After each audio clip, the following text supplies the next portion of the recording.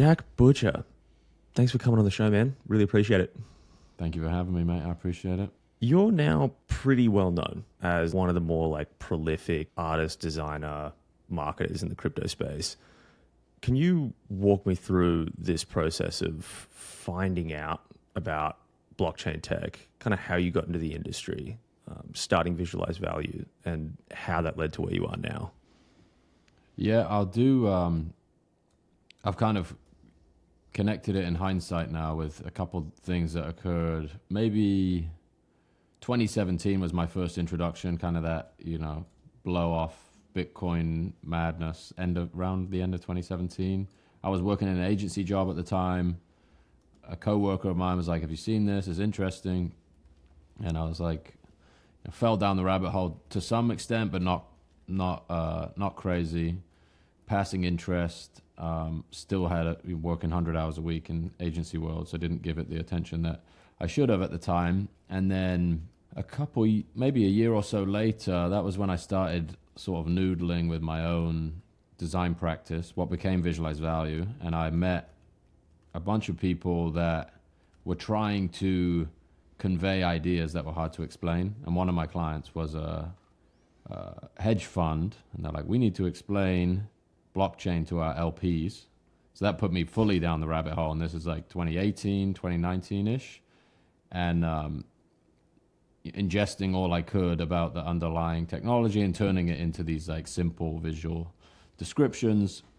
And those were all being kind of used behind closed doors, and that wasn't something I was putting out front and center in the Visualize Value media at the time. And getting involved in it, I guess, like professionally or practicing art natively there came later around I minted my first piece in 2021, and that actually came to be via somebody who had been buying Visualize Value education products and joined there was a Discord or a Slack group at the time way back in this is probably mid 2020, and they reached out and they're like, "Oh, I'd love to collect your work." I'm like, "Oh, I don't do prints. I'm not it's hard to get white ink on black paper." And he's like, no, have you heard of NFTs? I'm like, no idea what you're talking about. He sent me a link to OpenSea at the time, and I click on OpenSea. I'm like, what is this? I have no idea what I'm looking at. Like digital eBay. Would have been dog shit back in the day too. It would have been all that just like slop PFP unbelievable stuff. Yeah, it was unbelievable stuff. And I kind of let it go to the back of my mind. I didn't push on it that much. And then a couple of months later, somebody sent me an invite to Foundation. Do you remember that? It's like one of one auction house. Actually, Australian guys. A couple Australian guys on that team.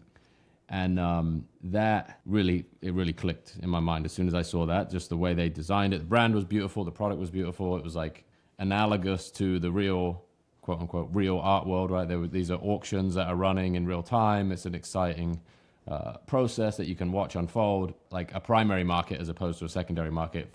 Helped me understand it way better. And I had, a decent amount of people following the work by that point. So probably a couple 100,000 people across Instagram and Twitter. And then just essentially took that same approach. I just started making these pieces that were, Visualize Value has always been this sort of system for translating complexity into these simple visuals. And then I just sort of tightened the net of that to be about all of the themes that underlie digital ownership, crypto art, all of these like paradigm shifts, and trying to capture those in these single pieces. And it just so happened that a good amount of people that follow Visualize Value were already ahead of the curve on that, ahead of me, like had been in the Ethereum ecosystem more specifically for a long time. So I put these auctions up thinking, oh, nobody's going to know how to do this, or there's not going to be that much uptake. And the first few auctions did really well. I was just kind of fortunate to have that distribution before without knowing that people were already interested in it. So that's really where it all kicked off, is early 2021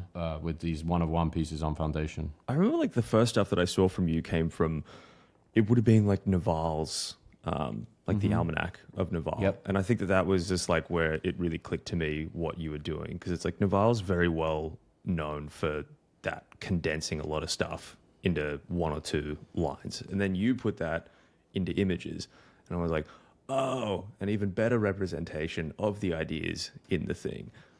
So that was like one of the click moments where I was like, oh fuck, okay, this guy's onto something here. Like this makes a lot of sense directionally as to what's going on. I have to credit his writing with like the whole that put me on this path of figuring out my own thing, trying to, the Navalisms are pretty endless that apply to the stuff I've been doing for the last few years. But this idea of be the only person in the world who does what you do, like carve out a ridiculously narrow niche for yourself and then just hammer it. There was so much that resonated with me in that tweet storm of his about software, media leverage, brand, all of this stuff that I was kind of like grasping at or had some like instinct that they were true, but I'd never seen it written out in a way that would just like hit me in the face where I was like, oh man, I've just been doing this all wrong. I'm trying to, grow this agency business by having more conversations every day, and it's actually just destroying me. Like I'm going in the complete opposite direction. And, hindsight is 2020. I don't think I like completely dropped it straight away, but that is what convinced me to go completely all in on that single constraint of visualized value, try and build this distribution. And then that has opened up all these opportunities. The Almanac was actually an opportunity that came around probably a year or 18 months after I did those visuals. Eric Jorgensen, the guy that put that together, I just DM'd him on Twitter and said, hey, I have all these visuals already. If you're using all of this already in the book, I'll just give them to you and you can, do whatever you want with them. And that's how that worked. It wasn't a commission, or it wasn't we didn't talk to each other. That was how we met. And a massively full circle moment. Those ideas inspired me taking that direction and ended up in the book that communicates them. It was cool. With the Navalisms, what was like the stuff that really clicked for you? Because I know that you talked about like finding that niche, like the niche with teeth or whatever the fuck the cliche is for it, but like really narrowing in. But what was it that helped you kind of like operationalize and go like, oh fuck, I'm doing all this stuff from the agency side. This is how I get leverage. His killer one is earn with your mind, not your time, which is like a meta idea. You can ask yourself that at any point during your day, like, is what I'm doing now going to be useful to me tomorrow? And I think you could argue that in some instances when you're, earning with your time, quote unquote, that is happening, but not in the same way as even recording this podcast does, right? Like you put this asset out into the world, you speak to somebody for an hour. If this gets 100 views, I've amplified my effort 100 times. To have this conversation with 100 people is obviously not ever going to happen in the same way. Somebody who's spent the time preparing and asking you to do an interview is going to pull better questions out of you than like a random hour-long conversation. So all these little things that are kind of like semi-obvious to you when you see people that have grown distribution on the internet or kind of built products that have inherent leverage baked into them, software, things of that nature. I just did not work in that world at all, really. Or I was kind of tangentially aware of it. I like actually freelanced in a startup that I would just never want to be in that industry. So it didn't occur to me that I could sort of take those principles and apply them elsewhere. But it was just this layering of a couple random things that I'd sort of figured out in hindsight. The visuals specifically are like, that skill is like cutting your teeth in the agency world, making pitch decks. So the stuff that nobody wants to do. And, you're the first one in the office, you're the last one out. And it's like people just throwing you piles and piles of garbage, essentially, to be like, oh, I need to prove that I did something. So please put this in the deck. And then I would, towards the end of my agency career, I'd be the one that had to go in the room and present this stuff. Yep. And most of that skill is probably like reverse engineered from not wanting to look like a clown in front of a room of people, It's like, I want this to like help me present the thing, and I want to be confident enough to tell this story in a concise way. And I think got addicted to that little feedback loop of take something that's complicated, explain it to someone, and then they have this epiphany, or they say, wow, that was way simpler than anybody's explained that before. And that, I think, is the underlying thing that I got lucky identifying that, I think, is like, how can I turn that into something that is even like can create distribution that's way broader than these like enterprise corporate clients. So I took these ideas that I just found inherently interesting, reading books or the Navalisms, And then Twitter was a massive unlock there because these people are actually seeing these objects that were getting made, right? Like you get a retweet from the person who wrote the idea, and they amplify it to the people that already follow them. You draft off that, you like borrow their distribution, you know, of the 10,000 people that see it, maybe you get 10 followers from that. And then just like, there's this compounding quality to that activity that really like produces these results in the future that you can't imagine in the present. But I think the other component of that is like, selfishly, I was getting much better at that craft while I was doing it. It's like, if I look back at the stuff from 2019, I'm embarrassed by like how that stuff looks compared to the, you know, 2021, 2022, 2023 stuff. You get much better. It's a muscle, and like anything else. Yeah, that's pretty much I would credit that Naval tweet storm is sort of the foundation of these set of mental models where I was just like, oh, I'm just doing this completely wrong. I need to invert what I'm doing entirely almost. That's kind of the realization I had working media side, because I was working as a reporter up until quite recently, until I decided to launch this. I'm still doing the wage cucking side of things, just because I think it's like there's a certain element to which if it's in an industry or like, you know, a certain niche where you want to build skills, it's a very good way to get paid for your time while you do it. It's essentially like paid training wheels. Mm-hmm. But in a lot of it, you do come to realize that you're like, oh shit, like this is just, you are gradually rewarded with more work. Mm-hmm. And the level of leverage that you have in the system for a lot of this stuff is very low, in the sense of like, great, the pay goes up, but there's also a shitload more responsibility and stress that comes with it. And it's just that, yeah, earning with time. And it's constantly pouring more time into it and then just getting a little bit more out, but it's not like walking back on the lever and just pushing it up. Mm-hmm. And it's very... depends on what you do for a living, because if, again, another thing I realized in hindsight is like being a designer, you build a portfolio even if you're working for someone else. It's like every job you get a new couple things on your website, you learn a few things that you have like tangible proof of. And being a reporter is a similar thing, right? You publish stories, this story reached this many people. It's like, this is like this compounding improvement in my writing over years and years. If you're in a job where you don't have that asset producing behavior, like regardless of what it is, it's even more brutal, because you're like, then it's just the next interview that matters, and you're back in the same situation again, you know, and like your fragility is incredibly high in that situation. Like all you kind of have, I mean, this is kind of a bit reductionist, but all that you have at the end of the day is just a LinkedIn thing saying like, mm-hmm. worked here to here, and it's that more of like a social credit of like, I did this stuff, and then you have to explain it to people each time what you can do. It could, definitely be a bit of a trap. You're building a new visualized value app.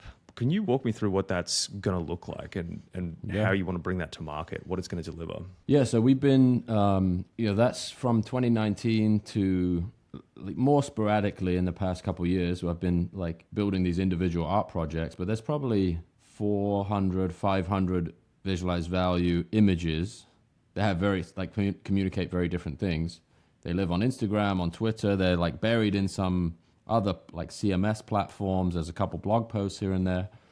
And it's always kind of been an aspiration of mine to put them in one place outside of a social feed, because that's always been the goal of this thing. It's like there's a paradox to trying to amplify these ideas in places where they're kind of the hardest to adopt, right? You're inherently in this place of distraction and consumption, and the vast majority of visualized value content is trying to encourage the opposite of that, right? Mm-hmm. Turn the Twitter feed off, go make something, go prove something to yourself, build a body of work.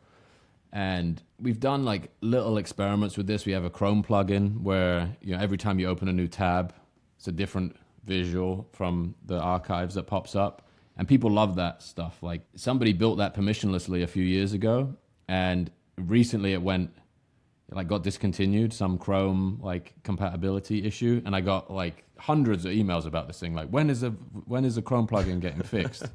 And I couldn't get in touch with the guy that made it originally, so we rebuilt it, and huge drop off in people using it because, you know, people's habits change and, you know, the distribution is different now. But in kind of putting that together and going back through the archive and building all this stuff out again, it's like, man, there's got to be a way to pull this all together in a single environment. And there's also been sort of content that attaches to these pieces that gives them more context that has lived, you know, in Twitter threads or blog posts or wherever else. So the idea is it kind of works at all different levels of depth. The top level, it'll just be like a dedicated gallery space for these ideas that you can browse through and browse by theme. You can make your own sort of layer of notes on top of these things, so you can, you know, use them in whatever context you need them for. And then I think what we'll develop just in collaboration with the people who are using it is this like layer on top of it where we'll use some like light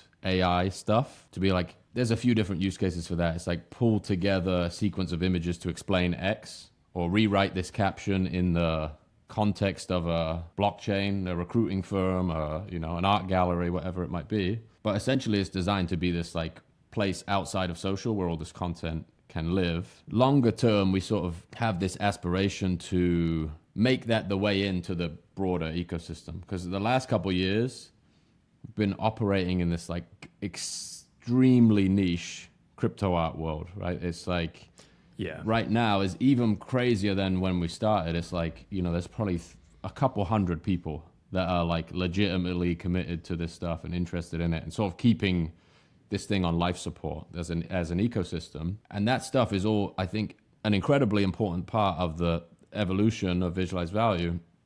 But you know, to use a marketing term, the top of funnel is all that classic VV stuff. To like build the network of people that ended up supporting the art projects all came through like the classic VV library of images, objects, writing, whatever you want to call it. And in all honesty, that has been neglected in the last couple of years. It's like the velocity of it has gone down. You know, the frequency, the network itself is not what it was a couple of years ago. And even introducing people that think of VV as this like digital art practice that only does Checks Opepen, for example. It's like, no, it's all built on top of this vocabulary of stuff that actually brought together all these people that made those projects successful. And I think that's the goal from like a messaging standpoint, is like start here and then like you can get more and more weird and niche from there. A lot of these things point to like internet native commercial practices. So if you're a designer, what should you be doing? How do you like find people to work with? And then the opposite side of that is it just massively simplifies that side of the business too. It's like every single thing you put out under visualized value is like point to that piece of content, just takes you to that app. It's a web app, it's an iOS app, it's a Chrome plugin, and that just really streamlines this thing from like, there's a Shopify site over here, there's a blog over here, there's a training platform in this other place. This is like, how do you consolidate that? And it's a really good constraint to rethink how all this stuff fits together. So yeah, I basically put out a Stripe link a week ago and said this doesn't exist yet, but we have a like really early prototype of it. If you want to get involved in the like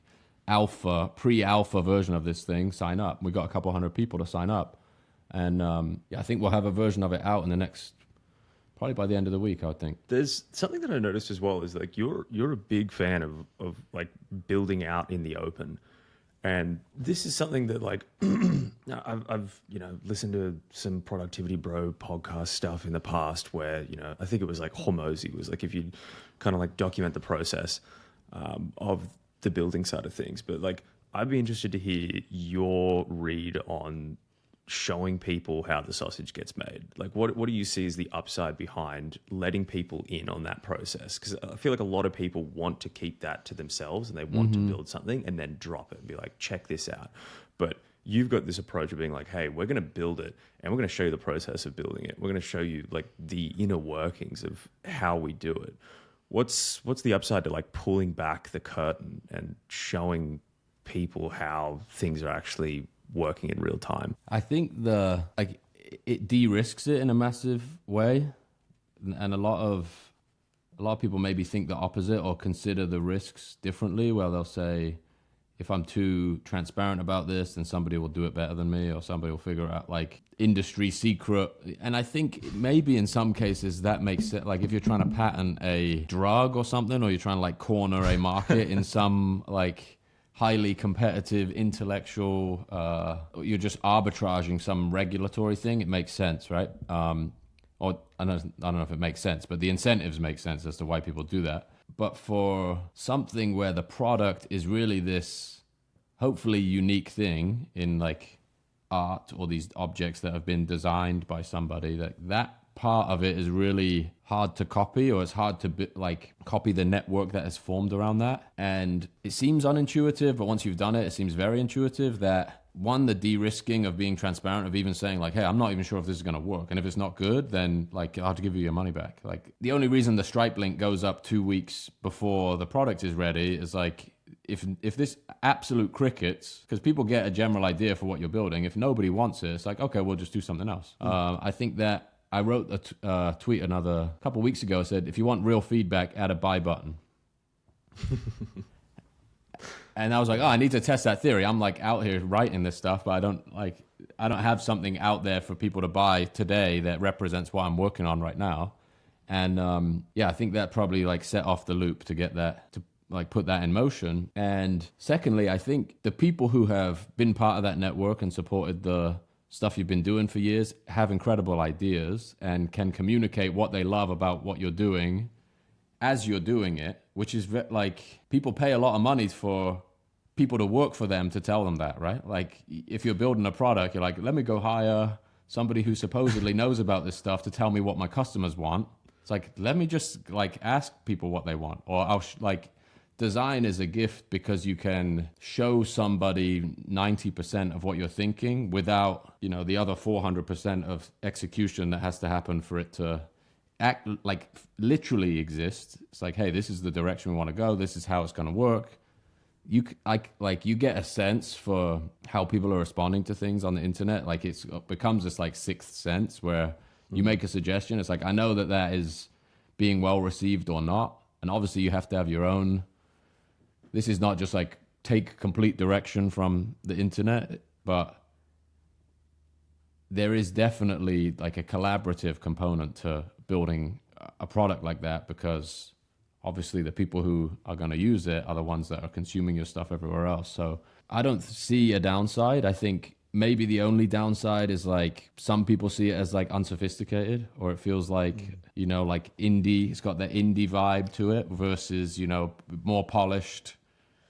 I think that's why it doesn't get done at these bigger companies building bigger products, because A, it's too slow. You have to ask like legal teams if you're allowed to tweet this, or like PR, you have to go through all these layers of approval. But if you're making it and marketing it and talking to people, that's another benefit of being like super small. This is me and Jalil building this thing, who I've worked with on all of these projects the last couple of years.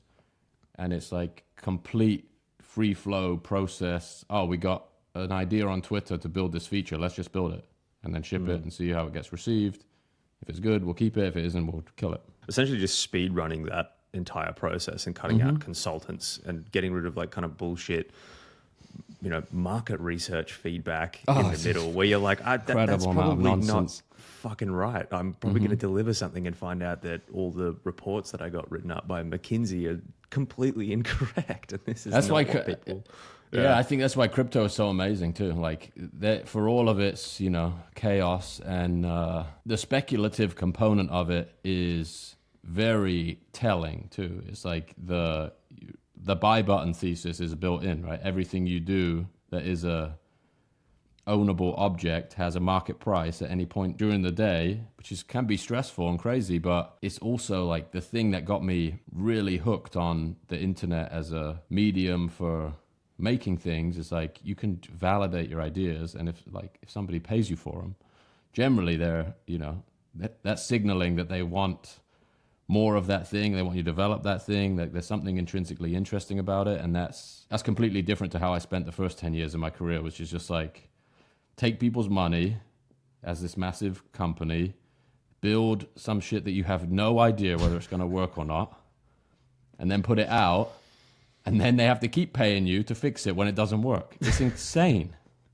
And there's I know there's reasons for that, but it's like, just as somebody who's like, man, I could just be doing this myself. Like, the portion of this process that I enjoy can produce something that like can support me and my family. It's like, I don't need to build a $15 million website for, conglomerate X. Some of the stories from my advertising days, man, it's just absolutely unfathomable how this stuff gets billed, how much people pay for stuff that's just not, it just doesn't cost that much to make a lot of this stuff anymore. It is fucking mental how at a corporate level, it's almost like the standard is inefficiency because of reputational risk. And I'm sure there's other legal factors and stuff as well, but it's like you've standardized inefficiency at scale because there's a way of doing stuff and you don't want to get in the way of the norms that are like, no, this is the process by how we do this. And we don't interrupt it. It's well said. Yeah, it is like standardized inefficiency, and there's so many good like memes or like principles that exist in there as well. I think it's called the Peter principle. It's like people will ascend to their level of incompetence. So everybody's stuck at this like level that they can't get past, and it's the absolute expression of their ability, and they can't go any higher. So it's like everybody in the chain is slowing the process down as a function of that. And like when I look back at some of my old jobs, I'm like, yeah, that sounds about correct. That was what I experienced a lot of the time. And incentive alignment, nobody gets fired for hiring IBM. Yeah. It's like, we'll just bring them on. Yeah. Exactly. It's a safe bet.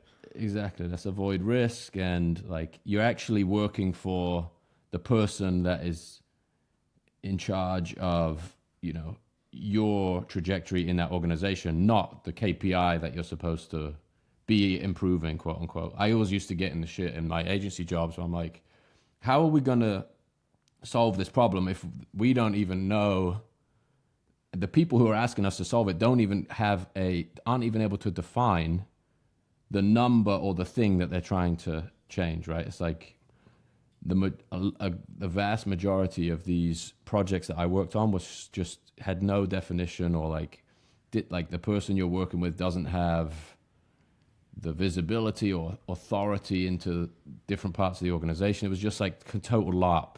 Like, so much of this stuff was like, that's another good Navalism. 99% of effort is wasted.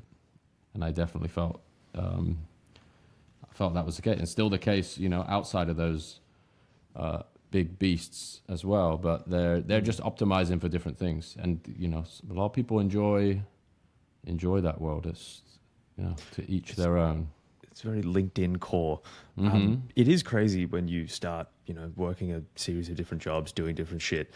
You just realize that the level of incompetence that people have because they're entrenched within the system and they have the reputation with other people. It's like, it's not the best, but it's not the worst. And you just think like, holy shit. Like, it's just, I think it's that, there's a meme that kind of sums it up, that feeling pretty well of like, when you watch someone who gets paid twice as much as you do struggle to use a fucking PowerPoint. And it's like, whoa. Yeah. Okay. Yeah. That's not what you're getting paid for, yeah. Exactly. I remember when we last spoke, it probably would have been like 2, maybe 3 years ago. It would have been around the time of Checks. And we touched on this just before around that speculative value of this space. And this was at the time where Checks were like going fucking off. But Checks, to me, that was something that I was like, holy shit, this guy's actually doing like performance art, injecting scarcity into the world in a way that's not just, we're going to release 10,000 PFPs and that's the scarcity model. It's like, no, they combine together in ways that's interesting, and that tagline of like, this artwork may or may not be notable, and creating these little like value psychological triggers in there as well. I just think that in a space where it's very dominated by speculation and not exactly well known for its quality, either. Like the digital art space, like people just think of NFTs and they instantly think of fucking 8 pictures. They're just like, ugh. Yeah. Like We're in trouble for a few years more, I think. Yeah.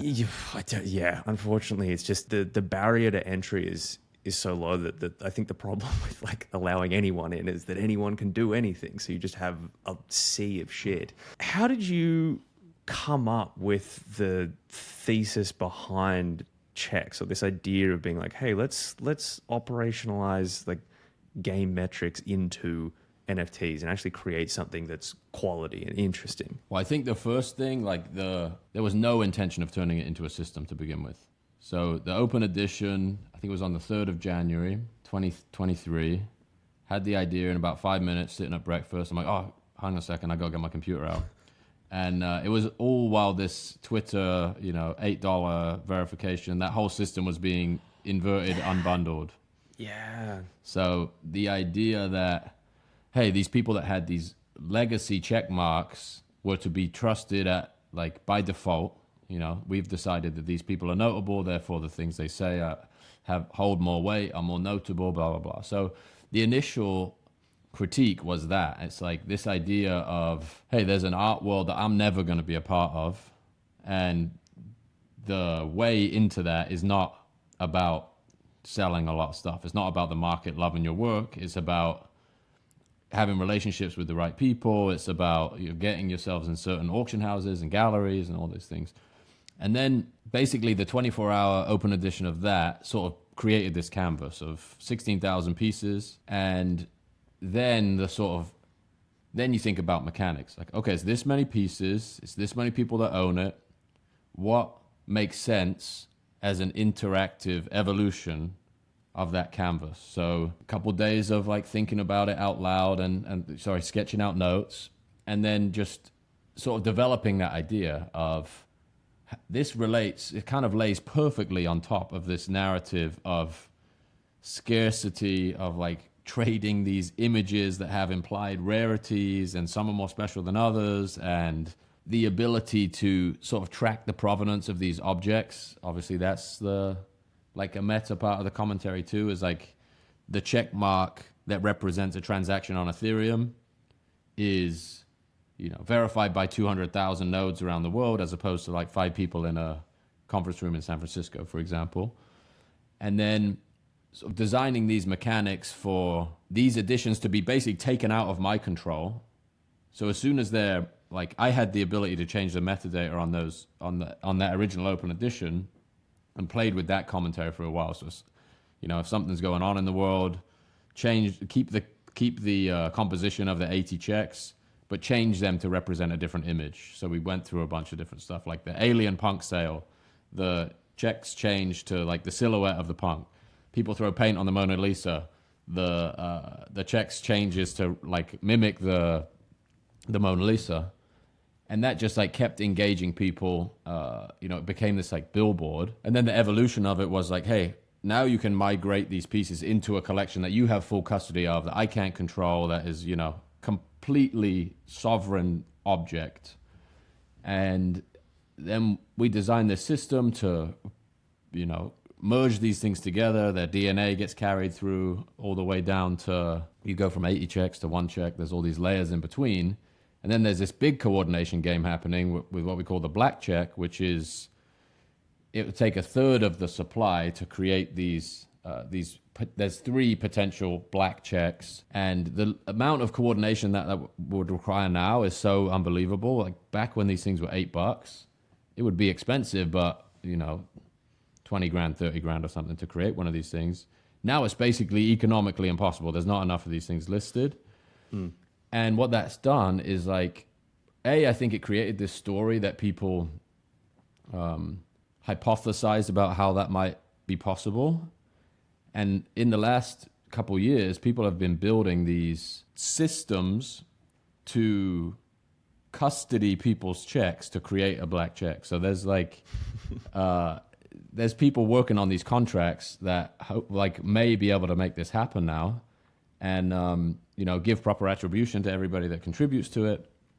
But I think it just echoed all of the themes of, I think more broad internet culture, but also there's like direct references to how blockchains work, to like, to your point, like these psychological distributions of rarity, and the way people kind of fall in love with these different components of a collection, and like build collections around these different attributes. Yes, but like I think that's still the work I'm most proud of, because it's like, because it just feels like whatever happens with it, that's kind of the market is completing the piece, right? It's not these objects that I determine what they look like and they're just out there and existing. It's very unlikely that that will ever like reach its absolute conclusion, which I think is, 3 black checks and change. Not going to happen. So there's like always this tension baked into it. Still insanely exciting to see every day somebody interacting with it, somebody migrating something, somebody deciding to burn 64 of them to make a single. It's a really, it's been so amazing to watch that thing play out. Before you said, and this is something that just completely like kicked something into gear for me with, you mentioned coordination before. And I think that was such a core component of the Ethereum narrative, was this idea of like using Ethereum as a way of coordinating finance, as a way of coordinating tech, and bringing people together on these like kind of utopian technologist ideals. Now, I think that like Ethereum's had its struggles in like the last 18 months. I think there's been a lot of people have kind of lost sight of what Ethereum was built on and based around. And I think a large part of that is to do with just, I think, like mindshare and attention being ripped towards meme coins, and more just like, fuck it, it's all a casino. We've just got hyper speculation now, run up some numbers. And I mean, I'm fucking guilty of it too. Like, I'm not trying to sit here and finger wag and be like, no. I'm like, I was in the fucking slaughter trenches for the last 18 months too. So I'm not a moral purist on this. But in your view, how do you see what's happened with Ethereum in the last 18 months? And do you think this is something that the network and its constituents can kind of pull it back from? Do you think it can regain that techno-utopian ideal? Or has the meta just kind of changed permanently now? And is that something that is either going to move in a new direction, or we're going to go back to the old ways and kind of like recalcify what ETH was about in 2021, 2022? So I remember having that instinct when I was DCAing into ETH, was like, this is the premium blockchain. This is where shit happens. I want to own this. But now I don't feel that as much. Yeah, and I the narrative component of it, and even the regulatory shift in the last 6 months, a year, or whatever, like the things that were being optimized for in Ethereum's design were not only these like technical ideals, they were also sort of a response to the legal frameworks of the world too, right? They're like, the credible neutrality, the distribution of the network, the, commodity narrative. Once those things aren't sort of required in order for larger, maybe corporate use, or like, I remember the ETH narrative 12 months ago, 18 months ago was like, BlackRock's going to tokenize assets on Ethereum. And now you can kind of think of, you can see how these financial narratives are really not as long lasting or robust as people think they are. Like coming from the advertising world, they're like, 1 year you're doing QR codes, then you're doing Internet of Things, then you're doing, there's all this stupid, like these themes that prop up and then go out of the cycle. And you could kind of listen to earnings calls where a company has to say AI, right? It's like, we have, we're going to integrate AI into our dishwashers because we need, we're at the cutting edge and all this stuff. And like, I think crypto and like Ethereum specifically, it's like the technology is evaluated by its price, right? It's like, Ethereum must not work because it's cheaper than it was a year ago. It's like, no, actually it works better than it did a year ago because it's like all the functions that you would want to perform on Ethereum are now cheaper than they were a year ago. But that is reflected in the fees that the network is generating. And I do not claim to be an expert on this either, but the comparison that I always see is the proof of work to proof of stake switch, right? You see that little triangle on the graph of the switch to proof of stake, and it just gets obliterated from there onward. And when it's being compared to Bitcoin as like, hey, we have a fairly strong and simple narrative of this is like stored, like this is currency with a hard cost. It's digital gold. It's store of value. Bitcoin is incredible technology. And then weirdly, like working on these art projects is where all of my conviction for Ethereum lives now. Is like storing these objects of cultural significance on something that is completely credibly neutral, or as credibly neutral as you can get, but also has these, because the rebuttal that pops in my head is like, what about, ordinals? You can inscribe this stuff on Bitcoin and it'll live forever in a different way. But the composability, the ability to build things like checks on Ethereum that have much more sophistication than just images, things like CryptoPunks, things like Chromie Squiggles, like these things that seem sort of like, to the outside observer, like these gimmicky things, are really securing so much value on that check. Like capital to me is not interesting, like, oh, we could put $100 billion of capital on Ethereum and buy, instrument X or stablecoin Y and get yield on it, or we just put it on Solana. Who cares, right? And there's, again, my technical knowledge does not go deep enough to like extol the virtues of either in those directions. But I guess my opinion lands at like, I believe that these objects that are sort of cataloging this inflection point, the thing that's a good friend of mine, Luke Weaver, got access to the Ethereum account a few weeks ago and wrote a thread on digital art, NFTs on Ethereum.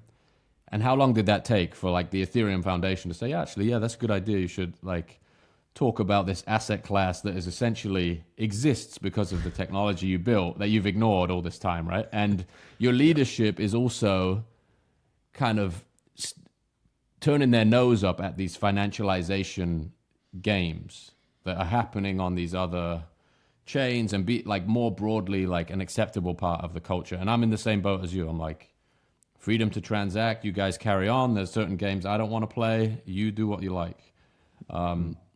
But yeah, I think that it will always be around because of the significance of these objects. That's really the like TLDR of it. And a lot of my friends that are collecting stuff have sort of would rather store value in NFTs than in ETH. Like the significance of these objects, at least narrative-wise, in the short term, feel less quote-unquote risky than Ethereum or Ether, I should say. Like the idea that I think you could make that comparison on some of there is definitely a correlation, but a lot of these collectibles have held their value more than the underlying currency. So it's like a weird and complicated thing. There's no precedent for it. So I feel like trying to win on that, like at least in the short term, the when there's basically no regulatory barrier to saying like, oh, we're just going to do this, but on AWS and it's going to cost you less. Yeah. People are going to do that. So it feels like narrative-wise, it's definitely struggling. But I like to think that the digital art world is Ethereum to me. Yeah, no, I'm inclined to agree there. Like, I don't think of NFTs. I do not think of Solana. This is something that's cropped up and has been a fucking huge debate. And I didn't even think to ask you this, but it's come to mind right now. But one of the big debates has been around Ethereum's marketing. It's been like, Ethereum needs better marketing, or like Ethereum's been really shitty at marketing and like defining the narrative of what it is. And everyone has their fucking opinion. It's like the NFT guys will be like, they didn't support NFTs. The DeFi guys are like, Vitalik doesn't do enough shit for DeFi. So it's like everyone's got their complaint. But from your background, marketing, advertising, that's kind of your fucking wheelhouse. You're given the keys to the Ethereum account, or you can take over the Ethereum Foundation. I don't know. What would you do? This is a shit question. You don't have to answer. No, it's not. It's a hard question. What would you do as like fuck it, I have control of Ethereum's direction right now. What do I narrow in on? What's the branding message that I want to give to the world to re-inspire the confidence in the asset that this is the premium blockchain that has composability, just even for art, for DeFi, whatever it is. Yeah, I would go all in on the art stuff because it's what I know, which may be the wrong answer. But the other thing is like, if you think about Ethereum like email or HTTPS or like an internet protocol, which is what it is, it's like when those things were being brought to market, that's one of the downsides is there's like a bunch of people you can shout at, right? Like, oh, Vitalik say this, or, you know, Ethereum Foundation do this. Ethereum Foundation just sold X amount of ETH. Like they're doing stuff that is easy to point at as like, hey guys, this, you know, if you were running a Fortune 500 company, you would be criticized for, right? Which is a downside of it. But at the same time, it's like on a long enough time horizon, the purist belief is like you're building infrastructure that eventually will sell itself as a function of what gets built on top of it. And for like credibly neutral being sort of transferred to the marketing arm of it as well, and almost them reversing on that is like, it's been a bad thing, you know, like saying, oh, we want to support this, or we, you know, it's kind of the, you know, the Immaculate Conception Satoshi story is so great because, you know, there's no CEO to blame for what's going on or price action or whatever else. And it's depressing when, you know, people are complaining to Vitalik about the price of Ethereum like he controls it. It's just not the case, right? Yeah. So in a way, like that is a huge weakness, is the fact that there's a small group of people that take the flack for the price action of an asset that is supposed to be like, hey, this is completely open source for anybody to do whatever they want. And you know, if you build an application that gets users, there's also been this like L2 debacle with, and I don't claim to understand the trade-offs in all of the developments there, but so much of that has been insanely net negative for this as a product and an ecosystem. Like I am, you know, probably top 0.1% of number of transactions done on Ethereum of anybody who's ever used it, and I don't have a clue how half of it works, right? Yep. Which is not to say like I use email a lot, I don't need to know how email works. Like that's another interesting comparison. Yeah. But that is where like the prior stance may have even been better. Like, hey guys, you just don't understand, like, let us build this to be this neutral infrastructure for people to build these like financial applications on, and we're not going to pretend to try and market it in all these different ways. We stop going to conferences. We're not like this, like compete, like even drawing the comparison between like Solana, the company, and the like Ethereum Foundation is like, that's a very problematic thing, right? They have like different stated goals, or they're like, and when the crowd is kind of asking you to function more like that other thing, and you end up basically defending yourself by saying, we're not like that. But to them, you are, right? It's like the transaction is 10 cents with you and 1 cent over here. Yeah, I always just fall back to this argument of like, would I always want to buy a CryptoPunk? The answer is yes. Like an original CryptoPunk, it's like, that to me does more to secure the value of Ethereum than BlackRock saying we're going to put $1 trillion of value on Ethereum tomorrow. Yeah, maybe if that is like intertwined with these tokenized assets that can't move around, that's more interesting. But to be honest, it's not. Like the proof of work system on Bitcoin is like raw energy. And I would make the comparison that the proof of work on Ethereum are these artifacts and these networks and these like coordination mechanisms that have emerged, like these thousands of little networks that have been born out of art. More like I would imagine there's not a second close place. Like even these like DeFi apps and things like that. Yeah, people used them and they were like these PvP games. Did they form like networks of people that endure over years and years and years? Vast majority of them probably not. Maybe like Uniswap as an early product is like, wow, this is an incredible breakthrough. There's like a massive amount of, like, this is a 0 to 1 moment in finance, and that creates these incredible human connections and networks. And those things are, you know, Solana is a second and third order effect of those things that were born on Ethereum years ago, right? But if they end up doing it better to the average person, they get more volume doing it.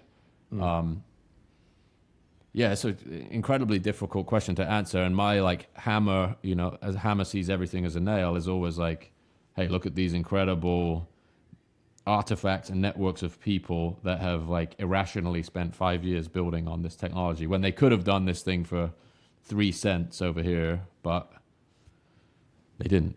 Because with Bitcoin, it's almost like the artifact or the thing that makes it valuable is the asset itself. Like people just want to own the Bitcoin. It doesn't have to be used for anything else. It's in and of itself, first principles, that's the value. You can disagree on whether or not it is, but that's what the Bitcoiners believe. But on Ethereum, yeah, it's like competing for the liquidity of others is just inherently fragile. It's like it can just move somewhere else. BlackRock, Larry Fink can wake up one day and just be like, fuck this noise. I don't like this. I'm going BlackRock chain is coming, you know? Like, why not? Or they wallet themselves and they find an enterprise blockchain. They're like, well, we've had fun on this protocol, but we've used it for 2 years now and we've figured out that there's all these latencies and issues and we're actually going to make our own one. So thank you, goodbye. But building stuff on the network that holds its own value in an anti-fragile way, like CryptoPunks, like the actual protocols themselves. I mean, even the protocols themselves, that's IP that could probably be moved elsewhere. You could probably copy it. But anyway, this is a very big can of worms to get in philosophically. Yeah, it's great. I do this, like, I've done this podcast for the last couple of years, and we interviewed Saylor. This is before he was like, you know, like completely massive, too big to get hold of. And his like comeback to Ethereum like haunted me at the time. It was like one of the guys I host it with. He's like, "Can we talk about Ethereum?" He's like, The reason I thought of this, he goes, "You really want to open that can of worms?" Like he literally said that what you just said, and he's like, "Yeah, you know, this thing has you know, a monetary policy that can change tomorrow, and that's an exaggeration, but it's a different, you know, things that can change." Like intentionally, or these, like the three main, they seem to like fit in different buckets. Like Bitcoin can't change, won't change. There's like obviously people working on it and trying to prevent certain issues from impacting it in the future. And then there's Solana. It's like, we're going to change the rules every, you know, however often we need to make it work as fast as possible, like make the user experience amazing. And then there's Ethereum, which falls in like in between those two things, right? Which is like, we're trying to be a consumer thing, but we also like have to balance the like ideological neutrality argument. And again, I want to make sure I'm on record saying I can't even articulate the difference between Solana and Ethereum, and I'm regurgitating stuff that I've heard about credible neutrality, speed, all of these things that are beyond my technical understanding, which is why I always default back to I always want to buy a CryptoPunk. Yeah, that's and the CryptoPunks. If I kindly was invited to write a chapter in the CryptoPunks book with my collaborator Jalil, and we made this comparison between CryptoPunks and the Salvador Mundi, the Da Vinci painting, sold for $450 million at Christie's 15 years ago or something. If you think of CryptoPunks as a single piece of art, today I think it's worth $600 million. When at its peak, it was worth $2 billion, you know, as a single artwork. And that's how I would view it, as a single artwork. And I've sort of made the bet, accidentally even, like put my career into this, that these things will be incredibly significant over the long term and secure a lot of value in the same way that works of art from, you know, whatever period of human history before us, it's very hard to put a price on those things. And like adding a liquid, permanent 24/7 market around that, I think is kind of hard to imagine what that means in 10, 20, 30 years. But it's very difficult for me to imagine that the significant stuff is not incredibly valuable in the future. Well, I think, and that comes back to this thing that I've seen you explain this elsewhere, but it was to do with, because you're very much blending like artist technologists kind of side of things. And I think historically it was very much like that was much more accidental in why certain art was successful. Like the parameters that actually constrained why art spread as a meme or an idea were like accidental and kind of stumbled onto much later. Like I think you had this with like The Last Supper. It was like the actual dimensions of the artwork that made it one of these things that stuck around. And yet now with tech, you can very much you can control the parameters and you can experiment with that in real time. What was the go with the Last Supper again? Can you jog my memory on what it was? Because that was an interesting tidbit, and I've now just it was the standards. It was the standard size. Sorry, of like a printing press in Europe back then. So like that was the one image that fit this machine that was able to replicate images, or it was the most notable image that married up to the specs of that machine. Therefore, it was replicated, duplicated, and distributed faster than any other image. Not to discredit any of its artistic merit, but all of these things often trace back to that. Like the Mona Lisa was stolen, has like this like amazing lore around. Now it's the debate of like, is it a good painting or not? Or like, there's always these like human, like none of this stuff exists in a vacuum. There's always like something justified in hindsight as to why this thing got the distribution that it had, beyond like, oh, it was just technically immaculate, because all those things are subjective to some degree, right? You can say someone is one of the best, most skilled painters of their time, but a lot of these people were not notable in their lifespan, right? It took a long time for people's work to circulate as like, oh, this was a era-defining thing, but at the time they were completely underappreciated. Yeah, well, that is something that like, I mean, I'm a big like neoclassical like artist era like guy. Not a neoclassical artist. I'm an appreciator of neoclassical art, and I do hold like the essentialist philosophy with art. It's why like a lot of postmodern stuff kind of irks me. I get it, but it's just not my kind of. It's not going to be for me, and that's fine. But yeah, when you walk around the Louvre or you walk around any art gallery and you look at these things, technically from like an essentialist standpoint of like there's essential qualities that make the art good, and that's why it's meaningful or whatever. They're imbuing the quality and the mastery of their work. Sorry, they're imbuing their mastery into their work, and that's what makes it valuable. You look at and you compare, a lot of these artworks, and you think to yourself, like, there's no reason that from a technical standpoint, why these artworks should be priced differently. Like some of these things will go for, $100,000 at a private auction, and yet, a Mona Lisa is considered priceless. And that's where you start getting into the memetics of like, well, there's ideas and narratives attached to it. And then there's also the technological impact that it had, like with The Last Supper. So yeah, the art and the valuation is just, it's such an interesting thing to get stuck into. I'm fascinated with it. That's my obsession, And the internet just opens that up of like, hey, we're going to create a fucking 24/7 liquid market around this where people can figure it out any day of the week at 3 a.m. They can wake up and be like, fuck it, I do want a CryptoPunk for $8 million today. Why not? Whether or not that's tax evasion, whatever. But it's that like idea it's of doable. I went to like Deutsche Bank hosts the Frieze Art Fair in New York. They're like the main sponsor. So they have this little area where all the people that manage the like private wealth, private client art collections hang out, because it's like a good place to meet people who buy art and store wealth in art and things of that nature. And I'm standing there like trying to explain CryptoPunks to one of these people. Hilarious, right? Like, so say you have a client that's like, hey, I have $10 million of art in a free port off, some harbor somewhere, and I want to like borrow money against it, collateralize it, do whatever else, right? And then say they need to liquidate it. What do you guys do? We would reach out to this auction house, or we would like go to other clients that maybe have similar stuff, or start this like massively long process.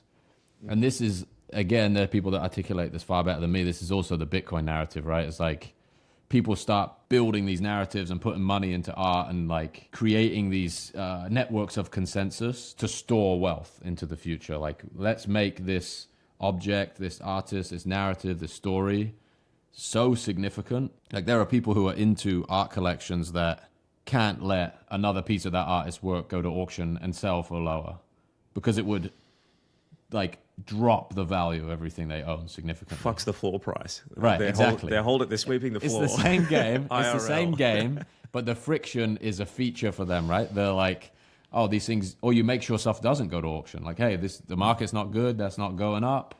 So we're like swimming naked compared to that, right? It's on the line all the time. There's a price that you look at as an artist. All your work has a market cap, like blah, blah, blah.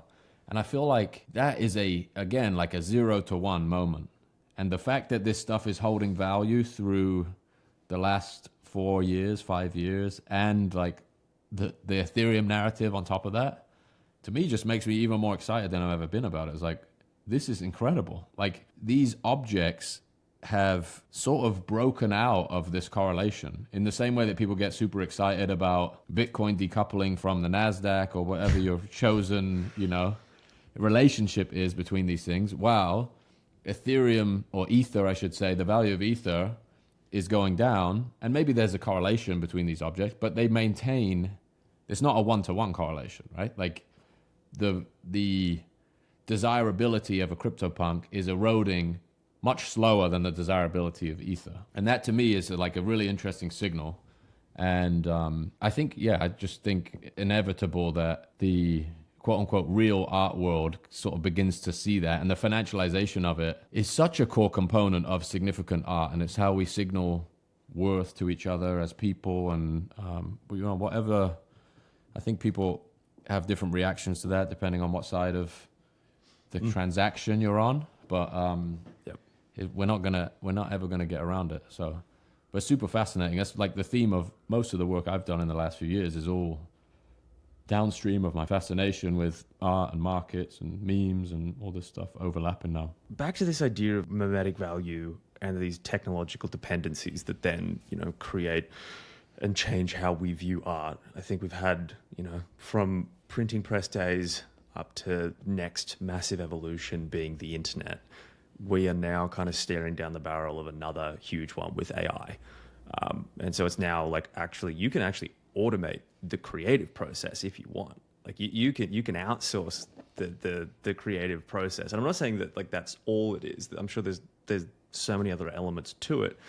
But this is something that I'm personally cautious with. Like I don't do art in the sense of images, but I do like writing quite a bit. And it's something that I'm quite cautious of using, in the sense that I feel like I am almost outsourcing the soul of the work, especially if it's like creative writing, to a machine. I know that you're quite good at blending tech and kind of, playing with that little, injecting the right amount of the tech into the stuff without killing it. How do you think that creators and artists can use AI in the modern age in a way that, still keeps the authenticity and still keeps the actual bit that I think people like art for, because it says something, it means something, you can see the artist reflected in it. How much of that can be integrated successfully, and where does it go when you kind of get to the point where you're like, oh, you see it with slop and you're like, fuck, damn it. Yeah, it's a good, I think you answered the question with the question. I think the idea that if it is not an intentional part of, like, conceptually, this is something you would be proud to explain why you chose to use this method to produce this image or this series of images. That's been how I've approached it. So almost as a critique of itself, or a way to pose the question whether or not this stuff is valid as an artistic medium or a tool within an artistic process. I do not have the same reservations about it, because the ways in which I've used it, I feel like have been, open to interpretation as opposed to an endorsement of the thing. Right? Like this is in the same way Checks is not saying like, this behavior is bad, this behavior is good. It's like, no, humans have very strange ways of organizing themselves with social hierarchies and making some pieces of art worth more than others. The couple projects that come to mind that I've worked on, with AI, there was actually the original inspiration for Opepen was the idea of setting a constraint that would be recognizable for its geometry, that then the evolution of image making could kind of be recorded via that constraint, right? So like really early rudimentary AI renders would be recognizable in that shape. And then, you know, when this model comes out, we're going to do another set, and then this model, and this model, and this model. And then the theory at the time being, hey, this is going to catalog the evolution of this like genre of image making.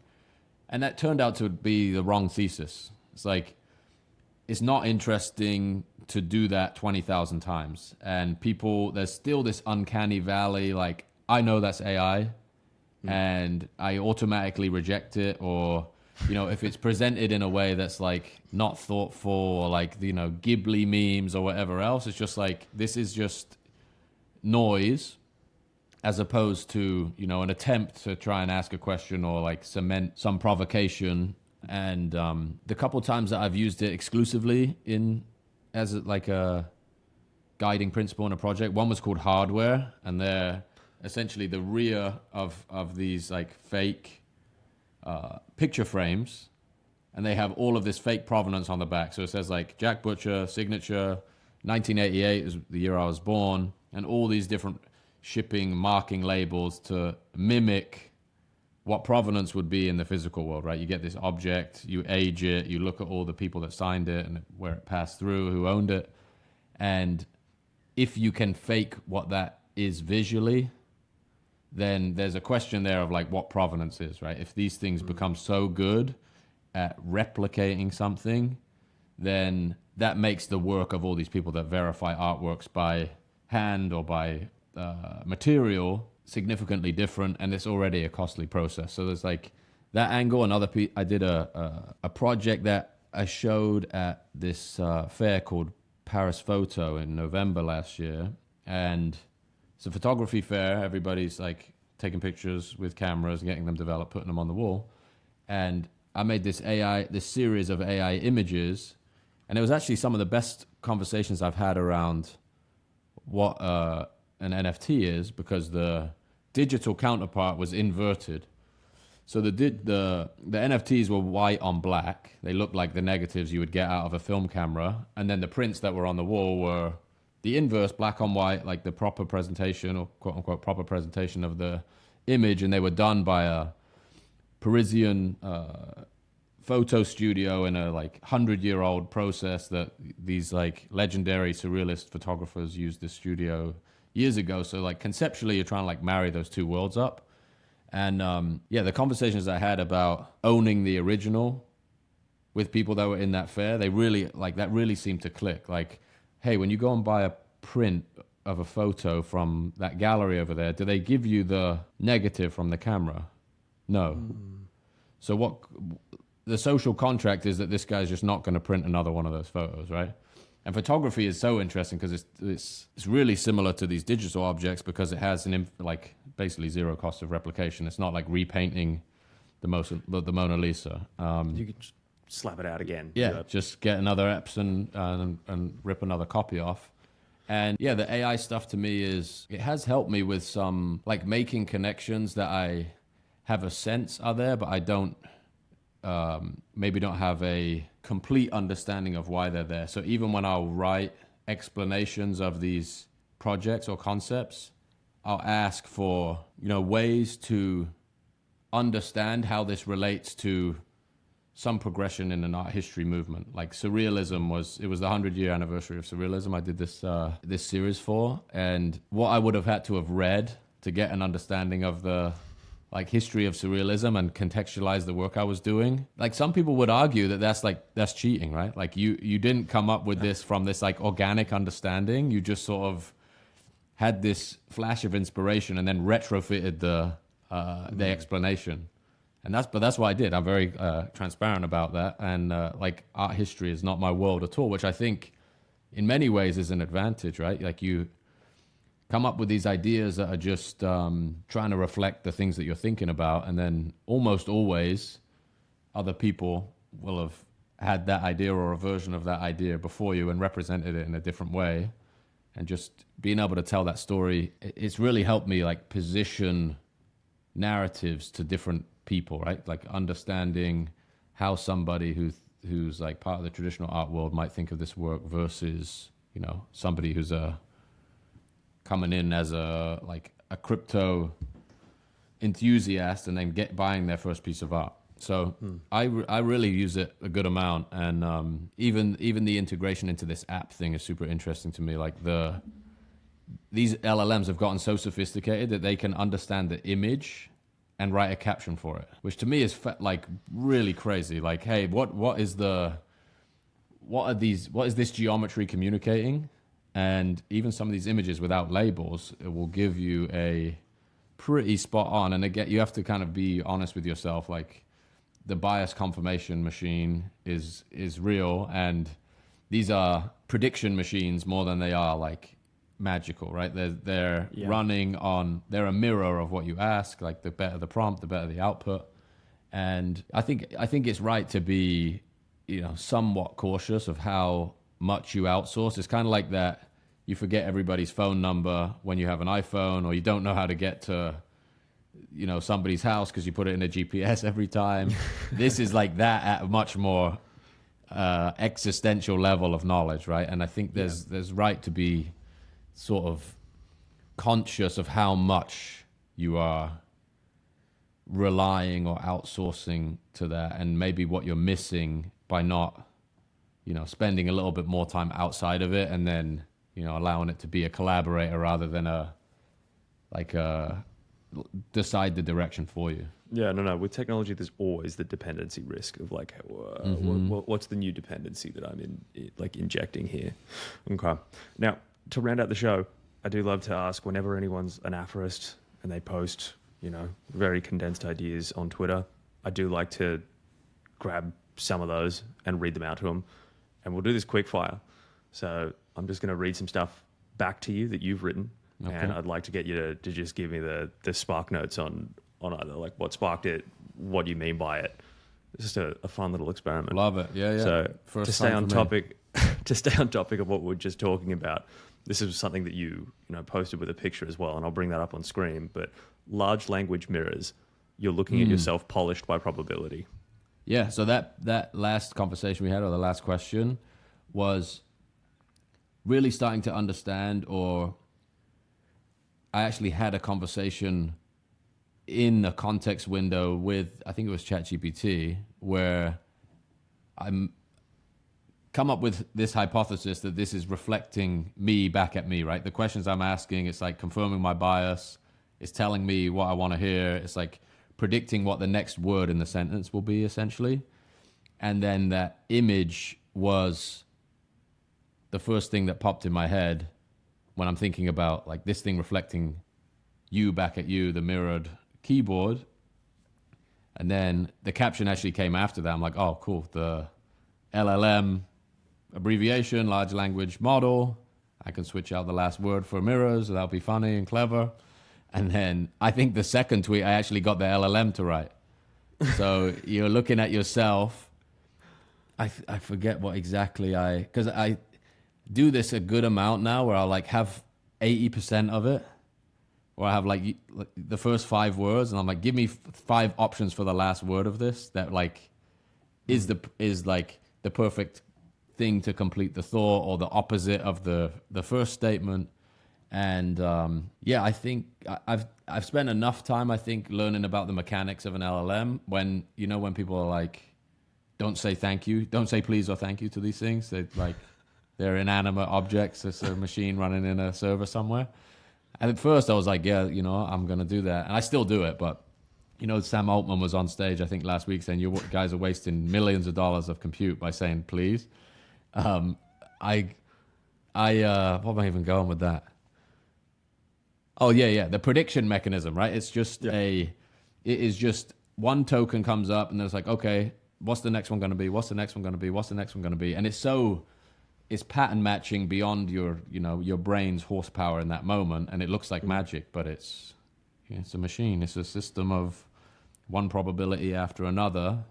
And also to like, the intent of that second tweet is like, believe that you're giving this thing direction too. You know, what comes out of it is you. Like you are informing, you're asking for these things. It doesn't have any other inputs other than what you're telling it. So the output is inherently generated by you, obviously informed by a lot of things, but the prompt does matter. The machine fills the moats faster than you can dig them. Plus, if you're in moats, pivot to bridges. Yeah, that one is downstream of like this, working on this app stuff. So like you'll see with this explosion of, you want to call it vibe coding or whatever, the you know, the old cycle where Apple used to be the one that would kill your startup, right? Where it's like, oh, password manager, Apple's doing that now. Flux, you know, screen dimmer, Apple's doing that now, you're dead. But you had 3 years in the market making money to do that. And then this wave of that, and every technological wave just shrinks and shrinks and shrinks, right? So if you're building some commodity app, note-taking app or something, or you have no, like, these technical moats are so hard to defend now that the comment about bridges, or the idea of bridges, to me is like all of the things that happen in digital art. It's not actually the two objects that are important. It's like the connection between the two objects, between the artist and the collector, between the collector and the other collectors in the community. These, like, the bridge is like this metaphor for two places or things that are interesting or important. And AI to me is doing that, right? It's like looking at the connections between objects in ways that you wouldn't have thought to connect them before. And the original part of the statement is really about that, like, those are the defensible things, right? Connections with people, media, art, like this podcast. There's like people that you will subscribe to because you like the way they think, the questions they ask, all the like nuance that you can't really quantify. My opinion is that is a much better place to spend your time than like some commoditized app that in 2 weeks will take an even shorter prompt to generate, right? It's an abstract way of thinking about it, because I think there's even ways to do that in a way that can build bridges, the way I'm trying to frame that up. But all of the like defensible stuff that I've ever done is not commodity based, right? It's not like tool based. It's all these one-off objects that came out of some moment of inspiration or conversation, things of that nature. You create the conditions for the idea, not the idea. Yeah, I think this one it can be read very literally as like the constraint. I've talked a lot about constraints and like reverse engineering constraints, where the conditions for the idea would be black canvas, white geometric shapes, and typography. Then going out into the world and experiencing things are how you ingest material for you to then put back through that constraint. And the other way to think about that would just be environment or schedule, or like the decisions that you make to protect your time allow those ideas to bubble up. That may have been the original point of inspiration for it, because in making this app, the last few months I've just like tried to be really disciplined about saying yes to stuff outside of this, like the very focused stuff within VV, like collaborations and stuff, like little distractions, where for the last year or so I'd been more open to that stuff. And then as soon as I shut it all off, it's like ding, ding, ding, like this is what you have to spend time doing. So like curating an environment where like ideas can be born and worked on, that's another sort of angle I was trying to capture with that. The opposite of autonomy is a guarantee. Yeah, again, like just trying to control an outcome, or trying to convince yourself that there is some degree of like absolute predictability on the other side of some action, is sort of the opposite of why I got into this position in the first place. Like, and I have to remind myself of that. And I like to think of these as notes to myself whenever I'm writing them. It's like I'm trying to record this in a way that I won't forget it next time. whenever I'm like sitting and floating and thinking, oh man, I wish I had, something predictable happening right now. I wish I'd built a system that I can just, throw X in and get Y out. That is actually the opposite of the idea of creative freedom or agency or autonomy. It's, it's a commitment that requires, and the other way you could look at it is like the very first, the beginning of our conversation, the salary is another analogy for that, right? You will get paid every 2 weeks this amount, but you need to show up here every day, and you need to get your deliverables out, and you need to attend these meetings. And those are trade-offs that, in some cases are worth taking, but it's not meant to be an opinionated statement. It's it's supposed to be neutral as possible. I try and make all this stuff neutral, or at least defensible. Interpretable, at least. Yes. Like yes. You can read what you need from it. Yeah, and that's there's probably a Navalism in there somewhere. It's like there's another good one. It's like if it offends you, look for the truth in it. If it makes you feel good, look for the lie in it. Yeah, good. I haven't actually heard that one before. I like that. It's somewhere. I'll find it. I'll dig up the exact language for you. I'll send it to you. Yeah, okay. Cool. Last one. Not fentanyl advice. Oh fuck! This is to do with all the like base, debacle over the last couple of weeks. I don't know. I have to be measured in my commentary here, but it's like I would say there's a fine line, but maybe isn't that fine of a line of like the exposure that comes with launching these instruments that people spend money on is there's real risk involved, and there's real downside if you don't think deeply about that and produce things that you're proud of, right? These things are going to exist forever. And not fentanyl advice is obviously a play on not financial advice, NFA, which is thrown, just appended to these tweets. And these things are like really significant decisions, like, deciding to put things in your body that may have adverse consequences. There's very real downside involved with not thinking deeply about launching things and selling stuff to people that you don't believe in, or there's many different ways to explain that. But I was it was actually a private conversation I was having where I was like, the preamble to this, I could tweet this out, and I'm like, this is just going to give attention to something I don't want to give attention to. So that was my way of sort of blowing the steam out of the valve without the rest of it. Yeah. Oh man, I can't believe I didn't ask you about the base stuff. I should have gotten that. It's probably best that we didn't get too into it. People, it's pretty evident what's happened there from anyone's perspective. But yeah, man, dude, thanks so much for coming on the show. I really appreciate it, man. This was fucking awesome. Yeah, thank you, man. I appreciate it. Dude, we'll keep in touch. Where can people find you? Where can people go? What do you want to point people to if they're listening in? Well, now, Jack Butcher on Twitter and vv.xyz. It's going to be the only place you need to go soon enough. Hell yeah. Entirely contained. Let's go. Mm-hmm. All right, dude. Man, thanks again. Yeah, man. Appreciate you.